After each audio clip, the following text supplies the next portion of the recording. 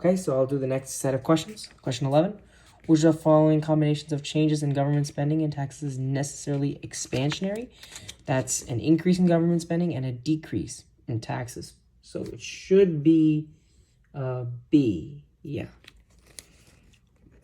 Because more spending and more spending from decreasing the taxes. 12. The amount of money that the public wants to hold in the form of cash will be unaffected by any change in no. Increase of interest rates increase, no. Decrease of interest rates increase, exactly. Increase of price level, no. And then, yeah, no. All right. 13. For an economy consisting of households and businesses only, which of the following is consistent with a circular flow of income and production? Households are producers of goods? No. Households are users of resources? No. Wait, no, one second. No, they're not users, they're suppliers of resources. Yeah. So, yeah. And then households are suppliers of resources and consumers. Yeah, and business or source of saving is wrong. And consumers of goods and services. This is exactly right. They are suppliers of resources and consumers of goods and services. Those are what our households are. Businesses are not users of taxes, and businesses are not suppliers of resources. All right. With an increase in the real interest rate, consumption, real GDP will most likely change in which of the following? We will look here at, well, they have to be kind of the same because that's kind of what consumption is. But, well, if you increase interest rates, people are going to consume less. So you can already rule out A, B, and E. And if they consume less, real GDP will decrease. So it's literally D. Next. 15. According to the short-run Phillips curve. Okay, so this is inflation rate. And then unemployment. And this is the LRPC, and this is the SRPC, and it shows a trade-off, lower inflation rates are associated with more unemployment. Yeah, so higher unemployment rates. All right, that's done. 16. Which of the following will lead to a decrease in the nation's money supply? Well, open market, if you look at these, what immediately comes to mind is something to do with the selling or buying bonds. Selling bonds decreases nation's money supply, but that's not on here.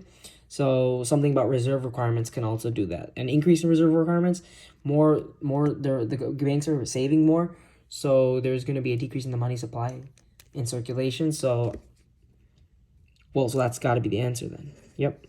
Decrease in income tax rates, no. Decrease in discount rate, no. That would increase money supply. Open market purchase of government securities, no. That would increase. And then increase in government expenditures, no. That's not even related. That's a fiscal policy. All right.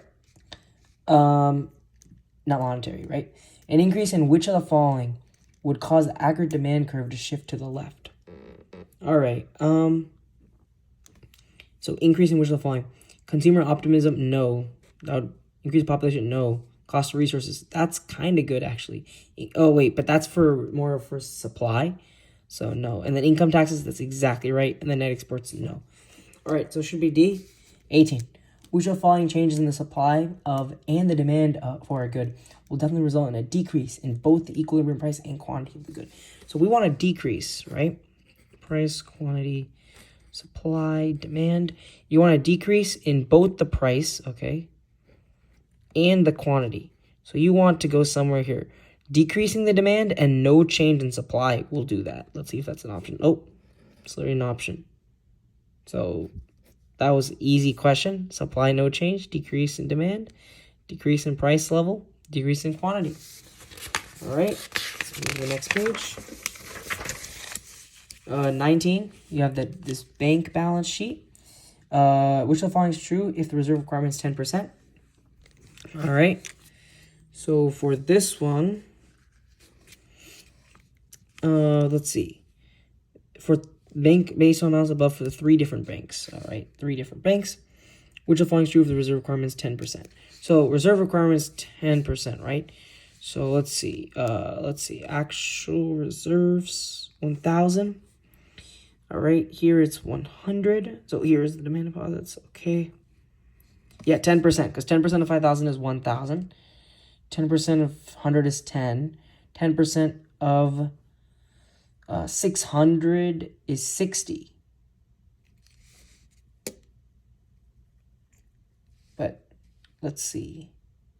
Yeah, but they have 100 in reserve, so they can actually take some of that out and give it out as loans. So Bank B can increase its loans by $40. D. Last question for this set. Which of the following will most likely lead to a decrease in inflationary expectations? All right.